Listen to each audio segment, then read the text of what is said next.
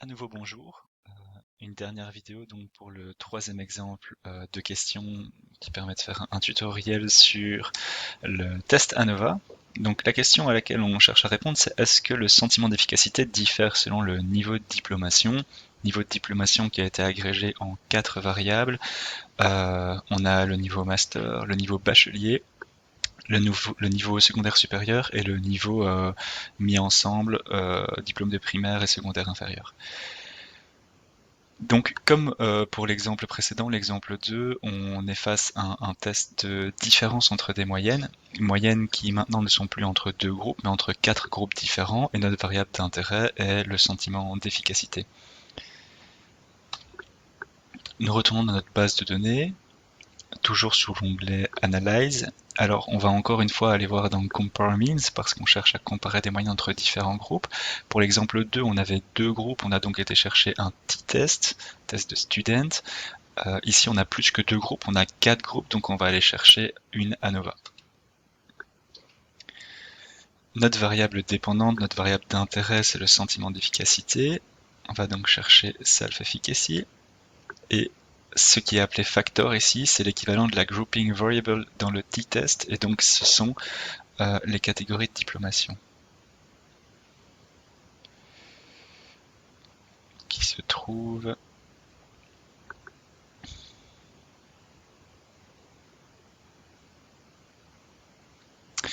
diploma rec, donc pour avoir les 4 catégories et non pas 5 catégories. On va aller voir un petit peu ce que les options nous proposent. Rien à mettre dans contraste. Par contre, on va lui demander un test post-hoc. Alors pourquoi est-ce qu'on demande un test post-hoc? Parce que le résultat de l'ANOVA va nous dire il y a une différence significative ou il n'y a pas de différence significative entre les 4 groupes.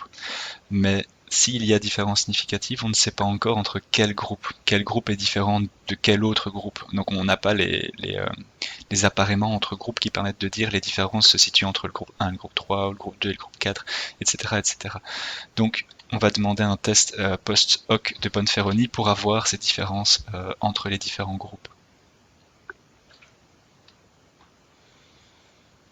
Et dans les options, on va lui demander les statistiques descriptives, juste pour aller voir quelles sont les moyennes aussi. Et c'est tout. On lance. Alors, on a de nouveau 3 tableaux. Les deux premiers tableaux qui sont les résultats descriptifs des tests en fait, enfin, par groupe. Le deuxième tableau qui est les résultats de l'ANOVA et le troisième tableau qui est résultat du post-test qu'on a demandé, du test post-hoc, le test de Bonferroni. Alors, qu'est-ce qu'on peut voir? On peut voir qu'en termes de self-efficacy, le plus élevé est le niveau master. Ensuite, on a bien le niveau bachelor. Après, on a le niveau primaire, secondaire, inférieur. Et enfin, on a le niveau secondaire supérieur qui a le plus faible niveau de self-efficacy. Alors pour rappel, l'hypothèse qui est sous-jacente à la question, c'est que les employés avec un niveau de master et bachelier ont un sentiment d'efficacité plus élevé que ceux avec un diplôme de primaire ou secondaire inférieur et un diplôme de secondaire supérieur. Eh bien, on va aller voir ça. Quand on regarde notre ANOVA, plusieurs éléments qu'on devra aller regarder dans cette ANOVA, il faudra de toute façon aller prendre l'information du degré de liberté, celui-ci et également celui-ci. On a 2 degrés de liberté qu'on devra rapporter. On va aussi aller prendre le résultat du test, la statistique de test de l'ANOVA et le seuil de significativité. Et ici, on voit qu'effectivement, notre test est bien significatif. Ce qui est déjà une première chose qui nous intéresse, puisque ça veut dire qu'il y a bien une différence significative de niveau de self-efficacy par rapport au niveau de diplomation. Mais on ne sait toujours pas où ces différences se trouvent. Donc, on va aller voir le test post-hoc correspondant. Test post-hoc qui va comparer chaque niveau aux autres niveaux et nous dire s'il y a différence significative ou non entre dans ces comparaisons-là. Donc si on prend le niveau primaire, secondaire, inférieur, on voit qu'il n'est pas différent significativement de secondaire supérieur. On voit qu'il n'est pas différent significativement du niveau bachelor, et on voit qu'il n'est pas différent significativement du niveau master non plus. Par contre, quand on prend le niveau secondaire supérieur, on voit qu'il y a une différence significative avec le bachelor et le master. Donc on a secondaire supérieur qui est bien différent de bachelor et master, ce qui était une partie de notre hypothèse. Hein. Tout à l'heure, on exprimait l'hypothèse aussi que celui-ci, primaire, secondaire, inférieur, allait également être différent significativement par rapport à bachelor et master. On voit que ce n'est pas le cas. Par contre, on voit que le niveau secondaire supérieur est bien significativement différent par rapport à bachelor et master. Et donc on a ces résultats qui se retrouvent hein, quand on compare bachelor, eh bien forcément c'est différent de secondaire supérieur.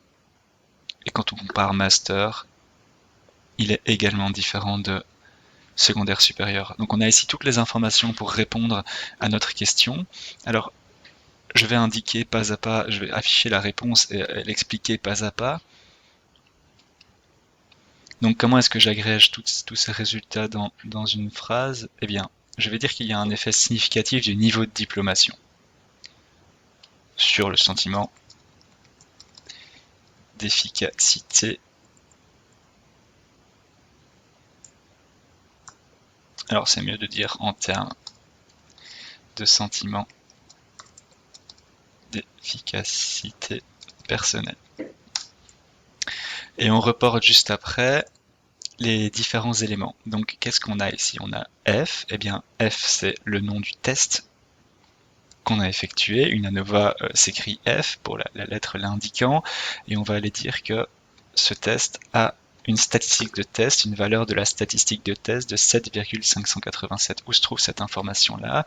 Eh bien, je vais dans mon ANOVA et je trouve bien que mon test F a une statistique de 7,587, un seuil de significativité plus petit que 0,1.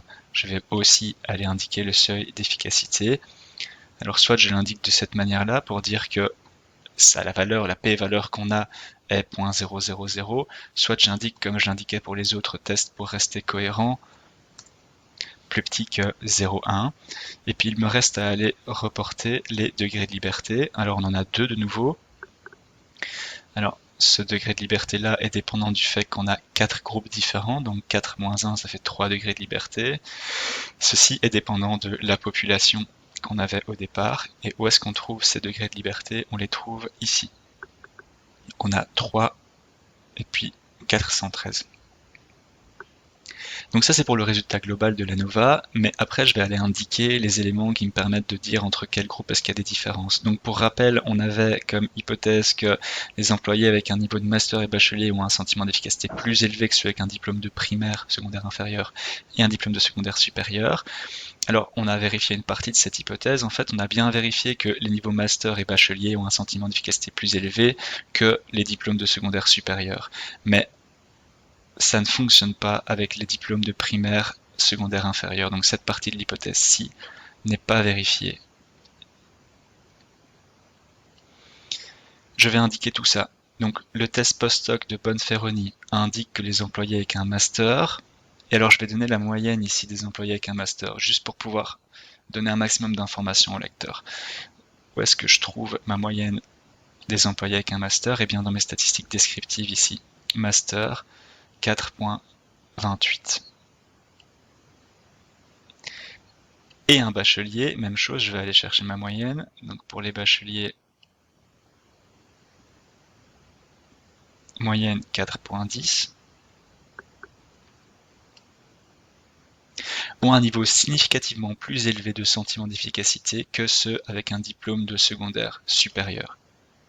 Et je vais aller chercher la moyenne pour le secondaire supérieur. Secondaire supérieur, moyenne de 3.80. Et je m'arrête là. Pourquoi est-ce que je m'arrête là? Eh bien parce que justement, la dernière partie de mon hypothèse que j'aurais pu espérer pouvoir traiter, c'est celle-ci, c'est le fait qu'il y ait aussi une différence significative pour ceux qui ont un niveau de diplomation primaire, secondaire supérieur, secondaire inférieur, pardon, avec bachelor et master. Or, ce n'est pas le cas. Donc je dois m'arrêter là ici dans les hypothèses que j'ai vérifiées. Et voilà ce qui clôture donc l'explication pour le test ANOVA et les explications donc pour les 3 tests que vous êtes amenés à réaliser en fonction des questions de recherche que vous avez formulées à Madame Ram. Donc, Bonne chance à tout le monde pour la réalisation de ces tests. J'en profite pour vous rappeler que des plages horaires de, de rendez-vous en ligne, de suivi de votre travail, vont être organisées par Madame Ramdonk. Durant ces plages horaires, vous pourrez poser des questions sur les tests que vous avez effectués et on pourra essayer ensemble d'y répondre et de faire avancer donc votre réflexion pour l'écriture de votre poster. Bon travail!